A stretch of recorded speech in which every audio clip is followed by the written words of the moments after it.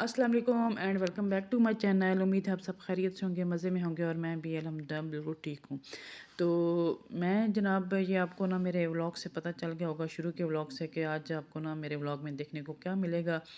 तो मैं जनाब रात को जो है ना कोशिश करती हूँ, बल्कि कोशिश नहीं, मैं चाहे डायरी पे लिखूँ चाहे मोबाइल पे लिखूँ, मेरी ये कोशिश होती है कि मैं एक दफ़ा ना टू डू लिस्ट बना लूँ। टू डू लिस्ट का मुझे ये फ़ायदा होता है कि मुझे चीज़ें जो है ना वो भूलती नहीं हैं। चाहे मैं डायरी पे लिखूँ, चाहे मोबाइल पे लिखूँ, लेकिन ये ज़रूरी होता है क्योंकि माएँ जो होती हैं ना, हम माएँ, हमारा ये होता है कि हमने घर के हज़ार तरह के काम होते हैं, कपड़े धोना, सफाई करना, 3 टाइम खाना बनाना, किचन को देखना, बर्तन धोना, कपड़े इस्त्री करना, बच्चों को मतलब होमवर्क कराना, ये वो, और ग्रोसरी के लिए भी अक्सर औरतें खुद जाती हैं। मैं भी मतलब मियाँ के साथ ही जाती हूँ, लेकिन मुझे भी जाना पड़ता है शॉपिंग वगैरह, जो बाकी उस तरह उसके अलावा जो आपके बाज़ार के चक्कर लगते हैं वो अलग हैं। तो इस तरह से फिर बंदे को याद नहीं रहता है कि आप रात को अगर मतलब अपने दिमाग में एक चीज़ बना के बैठी हैं कि जी मैंने सुबह ये करना है, लेकिन वो बंदे को भूल जाता है, मुझे भूल जाता है। तो मेरी कोशिश होती है कि मैं अपनी डायरी पे लिख लूँ या मैं अपने मोबाइल के नोट पैड में लिख लूँ। तो फिर मैंने सारी चीज़ें जो है ना मैं नोट डाउन करती हूँ, तो फिर ये है कि फिर मुझे ये सुबह सोचना नहीं पड़ता कि मैंने क्या-क्या करना है। अब ये सफाई वगैरह मैंने ख़त्म की है, तो लेकिन साथ ही ना मैंने मशीन लगा ली थी। तो मशीन का ये होता है, ये मेरी वैसे तो ऑटोमेटिक मशीन है, लेकिन ये है कि इसमें ना पानी किसी टाइम पे ऐसे होता है कि वो इतना कम पानी आता है और इसमें इसको बहुत ज़्यादा टाइम लगता है। फिर जब जैसे-जैसे ये 3 दफ़ा रुकती है, तो मैं ना तीनों दफ़ा इसमें पानी डाल देती हूँ। दूसरी टूटी से उससे पानी ज़्यादा आता है और मुझे आराम से जो है ना वो इससे बिजली भी ज़ाया नहीं होती है। अच्छा जनाब, तो आज ये है कि मेरे बेडरूम की बारी थी, तो मेरा जब बेडरूम की बारी आती है ना, तो मैं रोज़ एक रूम को तफ़सीली साफ़ करती हूँ। तफ़सीली से मुराद ये है कि जैसे जाले उतार लिए, दरवाज़े खिड़कियाँ साफ़ कर लिए, शीशे साफ़ कर लिए, इस तरह से। तो आज मेरे कमरे की बारी है, तो आज मैंने सबसे पहले अपने बेडरूम के जाले उतारे हैं, मेरे साथ अटैच वाशरूम है, तो उसके भी मैंने साथ ही जाले उतारे हैं। फिर मैंने ये जो मेरी घर में जो पेंट हुआ है दरवाज़ों के ऊपर, इस पे पॉलिश लगी हुई है, और ये पॉलिश जो है ना वो जब मिट्टी आप हफ्ता भी अगर नहीं साफ़ करेंगे ना इसको, तो मिट्टी देखें आपको नज़र आ रही होगी, ये बड़ी अजीब लगती है, बड़ी गंदी लगती है। तो मैं ये मेरे पास एक ये इस तरह के ये पेंट वाले ब्रश हैं, कुछ टाइम पहले हमारे घर ना 3-4 साल पहले पेंट हुआ था।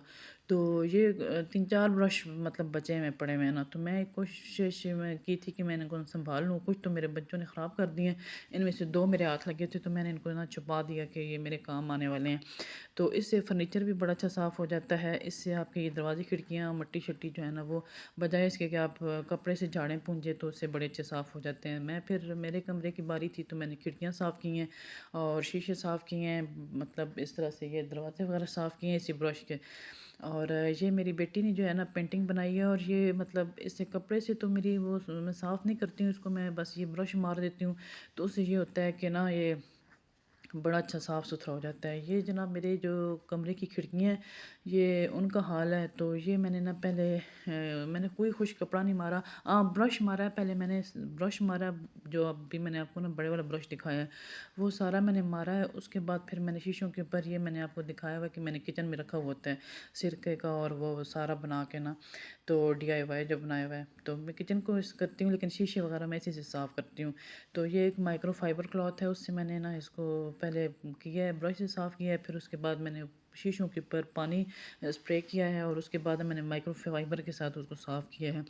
तो आज जब जिस कमरे की बारी होती है, कोशिश यही होती है कि सारी चीज़ें जो मैं हटा सकती हूँ, जैसे चेयर्स हो गई, ड्रेसिंग टेबल हो गया, साइड टेबल हो गए, बेड की भी कोशिश करती हूँ, लेकिन उस दिन जिस दिन इनके पापा घर होते हैं, फिर ये होता है कि वो कम से कम ना मुझे थोड़ा-सा आगे से आगे पीछे करवा देते हैं बेड को, क्योंकि सबसे हैवी तो बेड ही होता है, उसको आप अकेले नहीं घसीट सकते हैं इस तरह से।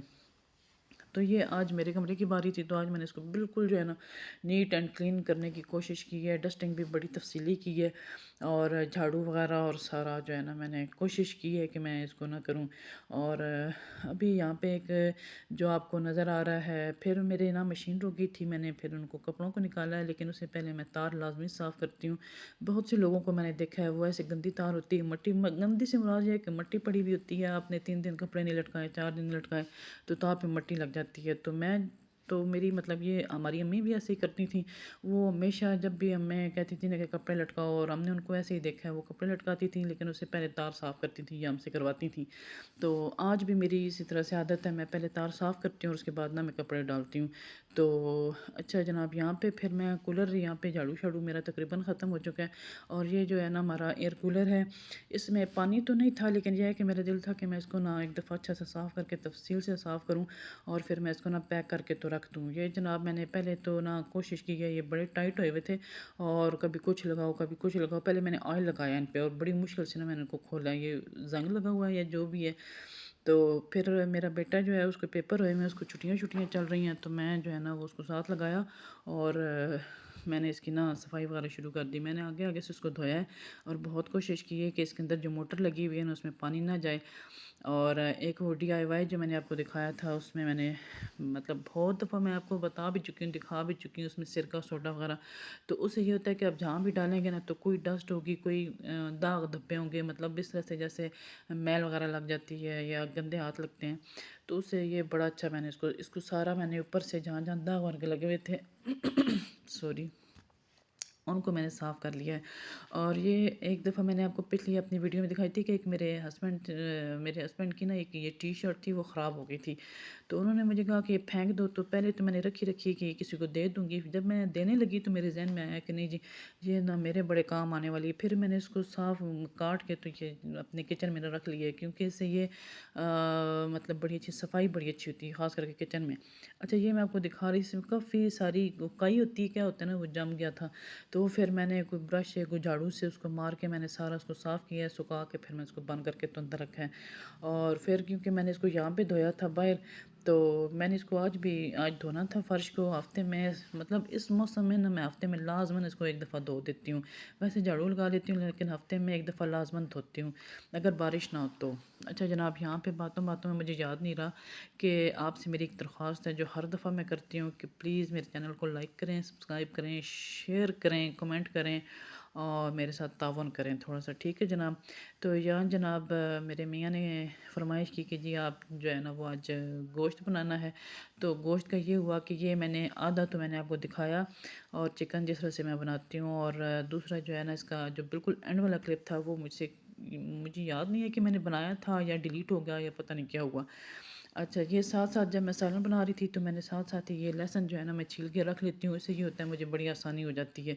और ये यकीन करें, अगर आप छोटी-छोटी चीज़ों को जो है ना वो करेंगे इस तरह से, जैसे मैंने भी लहसुन बिल्कुल मैंने अभी ये हांडी के दौरान ही ना, मैंने सालन बनाने के दौरान मैंने इसको साफ़ किया है और जो है ना वो मैंने इसमें डब्बे में डाल के रख दिया। अब मुझे ये होता है कि जब मैंने सालन बनाना होता है ना तो मुझे ये नहीं होता कि मैंने निकाल के छीलना है, या कभी याद नहीं रहता ये ख़त्म होया हुआ है या है भी कि नहीं भी, जो भी है, लेकिन ये है कि मुझे बस आराम से मैं उसमें से निकालती हूँ और जनाब कूट के तो मैं हांडी में डाल देती हूँ। और वो की है, और साथ-साथ अभी हांडी मेरी बन रही थी और मैंने साथ-साथ जो है ना कोशिश करती हूँ कि जैसे आटा गूँथने वाला है वो गूँथ दिया, बर्तन धोने वाले हैं साथ वो धो लिए, और कुछ चीज़ इस तरह से काम करने वाला है तो सफाई, जैसे कैबिनेट वगैरह को मैं गीला कपड़ा मार लेती हूँ उस दौरान। तो मल्टीटास्किंग की कोशिश किया करें ताकि ना काम जो है वो जितना जल्दी ख़त्म होगा। मैं कोशिश यही करती हूँ कि जितना मतलब मल्टीटास्किंग ये है कि एक काम शुरू किया हुआ है तो साथ-साथ जो है ना दूसरा तीसरा काम भी साथ ही निपटा दूँ। अच्छा जनाब, यहाँ पे मैंने एक पैन में डाला है 1 कप पानी, और पानी जब एक दफ़ा बॉयल हो गया है, एक उबाली आ गई, तो उसमें मैंने डाले हैं 3-4 लौंग डाले हैं, 1 मोटी इलायची डाली है, 1 दालचीनी का पीस डाला है और 7-8 मैंने काली मिर्चें डाली हैं। और अजवाइन क्योंकि मेरे पास बहुत कम थी तो मैंने डाल दी, लेकिन आपने थोड़ी-सी से मतलब जितनी मैंने डाली इसमें आपने डबल कर देनी है। और इसको आपने इतना पकाना है कि ये कप जो एक पानी का पूरा था वो आधा रह जाए। और ये फिर आपने इसमें शहद डालना है या गुड़ डालना है या शक्कर डालनी है, आपने चीनी इसमें बिल्कुल भी नहीं डालनी। इससे आप बड़ों को दे सकते हैं, बच्चों को दे सकते हैं, बूढ़ों को दे सकते हैं, इससे सर्दी भी कम होगी। ठीक है, आपको पता है कि आगे सर्दी का मौसम आ रहा है, इससे सर्दी कम होगी, ज़ुकाम नहीं लगेगा बच्चों को, बड़ों को खांसी, नज़ला, ज़ुकाम, खांसी, गला ख़राब, कुछ भी बच्चों को इंशाल्लाह इससे कुछ भी नहीं होगा।